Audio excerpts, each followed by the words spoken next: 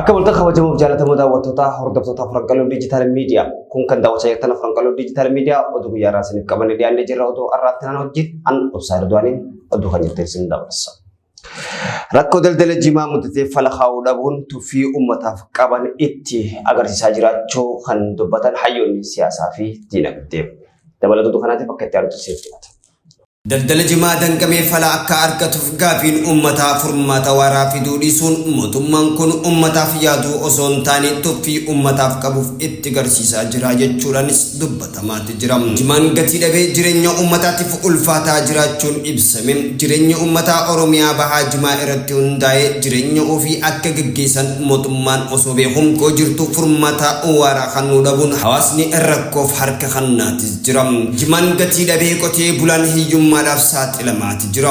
Qotee bulaa bira dabree ammoo daldaltoonni Harargee hiyyummaadhaaf saaxilamaa jiraachuunis ni beekama.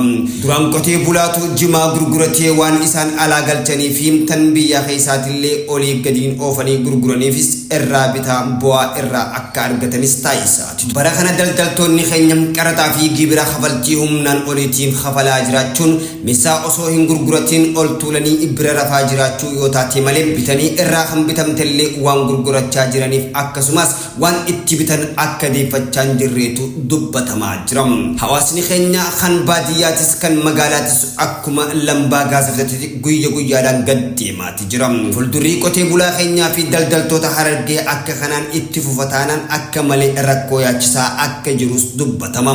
Uummanni keenya yeroo mootummaan Oromoo biyya bulchaa jira jaanitti rakkoo dinagdee hidhaa fi ajjechaa bira jijjiirate caalatti hammaatee jirtu malee hanqina jireenyaa waliin guttaa fi gurgurtaa kiisha isaaniitii fi humna isaaniittillee dhimma bahan jirreetu mul'ata.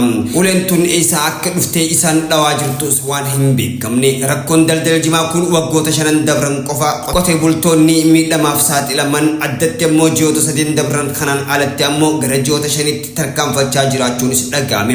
Gurgurri jimaa irra kaa'amee daldalli alargii fi biyya keessattillee qaraxa humnaa oliitiin ifaadha. Qaala'insi jireenyaa uummataaf gatiin jimaan ittiin gurgurame fi midhaan ittiin bitatanis wal hin madaalu. Qotee bulaan jimaa oomishee guyyaan gara gabaa geeffatee daldaltoonni yeroo bitatee gara biraatti gurgurachuudhaaf sochaanitti konkolaataa hedduu keessatti jimaan gubachuunis ni mul'ata.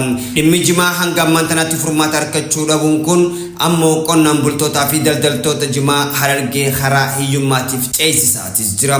Mootummaan federaalaatii fi kan naannichaatis furmaata kennuudhaaf dhabuun jimaa biratti dhiibbaa godhuudhaan qotee bultoota daldaltoota abdii kutachiisaa jiraachaan hayyoonni diinagdee fi hawaasummaas.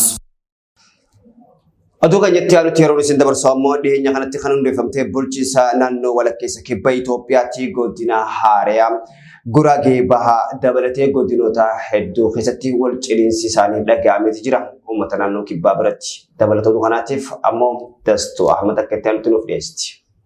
Dhiyeenya kana kan hundeeffame bulchiinsi naannoo walakkeessaa kibba Itoophiyaa godina Haaraa Guraagee bahaa jedhu hundeessuu isaa beeksisee jira. Godinni Haaraan hundaa'e kun masqaan bahaa aanaa Sooddoo fi aanaa Bu'ii akkasumas magaalota Buttaa jira. Sooddoo fi Inseenoo kan of keessaa qabu ta'uu ibsamee jira. Hundeeffama godina addaa kana ilaalchisee magaalaa guddoo guddicha Buttaa jira keessatti dilbata kaleessaa haalli murtichaa gammachuu fudhachuun mul'achaa akka ture gabaasamee jira. Bulchiinsi naannoo Haaraan kun godinaalee fi aanaalee biroos akka hundeessuuf deemuu ibsee jira. Waggoottan kurnan 3 darbaniif kibba Itoophiyaa keessatti waa'een ofiin of bulchuu fi bulchiinsa mijataa ta'e qabaachuuf jecha gaafiin ka'aa ture wal qabatee namoota hedduun jireenya isaanii irraa buqqa'uu isaanii fi du'uu isaanii kan ibse gabaasni kun waggoottan kurnan 3 darbaniif kibba Itoophiyaa keessatti waa'een ofiin of bulchuu fi bulchiinsa mijataa ta'e qabaachuuf jecha gaafiin ka'aa tureen wal qabatee namoota hedduun jireenya isaanii irraa buqqa'uu isaanii fi du'uu isaanii kan ibse gabaasni Indaashaw Xaasaw bulchiinsa naannoo walakkeessaa kibba Itoophiyaa isa jalqabaa akka ta'e filachuu isaanii ibsameera. Aduu kan Suudaanitti yeroo cinu ammoo aangaa'onni Jarmaniyaa gargaarsa addunyaa uummata Suudaan gargaarsuudhaaf waamicha akka godhantu dhaga'amee jira. Barreessaan olaanaa Federeeshinii Fannoo Diimaatii fi Ji'a Diimaa Idil Addunyaa Jaabaa Kaajaabiikiin dhimma gargaarsa lammiilee Suudaaniitiif irra deebi'uudhaan miidiyaadhaaf ibsa laatuun isaaniitis dhaga'ameeti jira. Oduu kana bal'inni isaatiif Imaan Aleekkatti aanutti nuuf dhiyeessiti.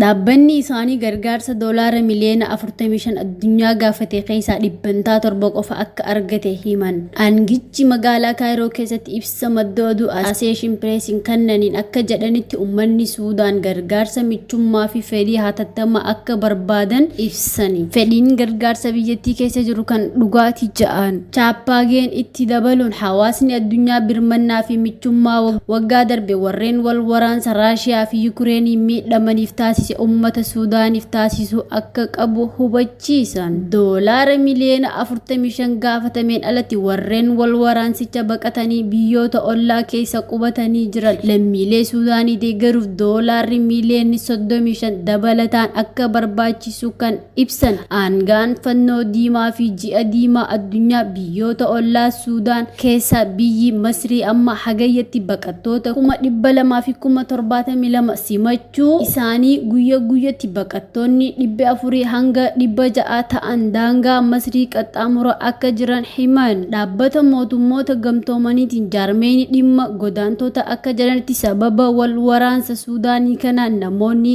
miliyoonni 3.4 qe'ee isaaniirra akka buqqa'anii fi kanneen keessaa miliyoonni 1 ol kan ta'an daangaa ce'uun gara biyyoota kanneen akka Masrii, Chaad, Suudaan, Kibbaa, Itoophiyaa fi Riippaabilik walakkeessa Afrikaa baqatanii jiru ja'an. Ministeerri dhimma alaa Yuunaayitid Isteet Maayikal Hamar guyyaa arrantanaa dhimma Itoophiyaa irratti gara Awurooppaa imaluun isaanii dhaga'ameeti jira. Samir Jootee bal'inootu kana akka itti aanutti nuuf dhiyeessa.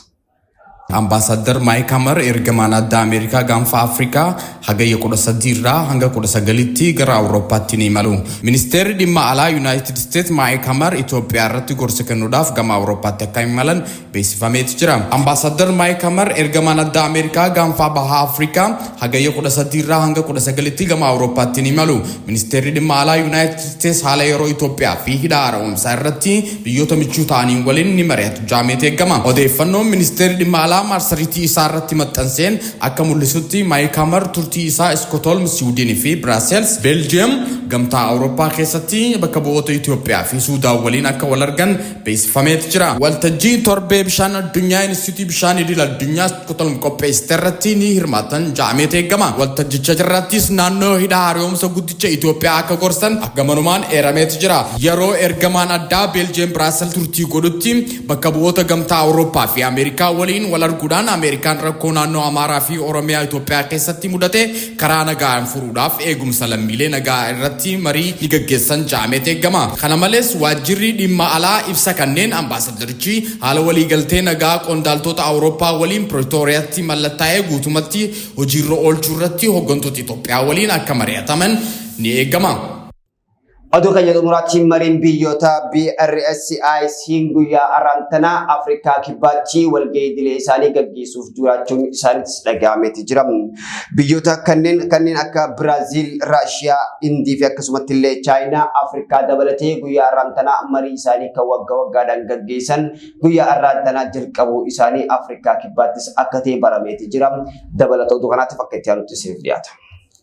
والفرقان قبيسما والجهي وقارن هجنتوتا BRICS kan barahana Afrika kibba yeroto walgeyin kun arrantana magala Afrika kibba Johannesburg keessattis gaggeeffamaa jiram gari biyyoota shanii kan of keessaa qabu kun kaayyoon isaa inni guddaan addunyaaf sirna daldala haaraa uumuu ta'uu erga ibseen booda xiyyeeffannoo guddaa argateeti jiram keessumaa ejjennoo biyyoota miseensa garichaa Chaayinaa fi Raashiyaa qaban sirna Ameerikaa fi Awurooppaa hojii olchaa jirtum sirna haqaa qabeessaa miti jechuudhaan addunyaan sirna daldalaa fi dippiloomaasii isii gargaaruudhaan filannoo biraa akka barbaaddos himan akka jirantu himama. Raashiyaa fi Yuukireen gidduutti waraansi ho'uudhaan hordofuudhaan qoqqobbii dinagdee Meeksikoo irra kaayameen biyyoonni kuufama doolaara qabaachuudhaaf daldala isaaniif kan gargaaru filannoo maallaqa biroo horachuutti fedhii isaanii qaban dabaluu isaaniitiin sochiin BRICS sirna daldala haaraa akka uumuuf taasisaa jiraachuu akka cimus taasiseeti jira. Akka gabaasni IP'n gabaasetti pirezidaantiin Chaayinaa Xi Jinping pirezidaantii Biraazil Lula Delvaani walgahii waggaadhaan BRICS irratti kan bara kanaa irratti hirmaachuudhaaf Johannesburg seenanii jiraachuunis beekameeti jira. Pirezidaantiin Iraan Raisii muummicha ministeera Hindii Neezerlaandii Moodii fi hooggantoonni biyyoota biroo haleessa gara Afrikaa kibbaatti akka imalaa turantu himame. Raashiyaa bakka bu'uudhaan walgahii irratti kan argaman ministeera dhimma alaa biyyattii Sergey Lavrov ta'uu kan himame yeroo ta'u pirezidaantiin Puutiin yaa'icha karaa toora intarneetiin akka hordofus himame.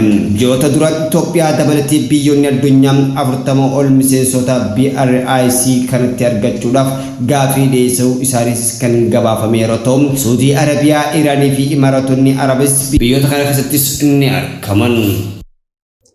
Tole kabajamoo jaalatamuu daawwattoota hordoftoota Afranqaloo Digital Media oduu guyyaa rantanaaf qabannee isiniif dhiyaannee hanganuma oduu kanaan kan isin faana ture an obsaa Ridwaanii gara ogummaa kaameraatiin Saaladdiin Abdulakiim waliin turre daawwachuu keessaniif galata qabdu. Afranqaloo Digital Media areera uummataa.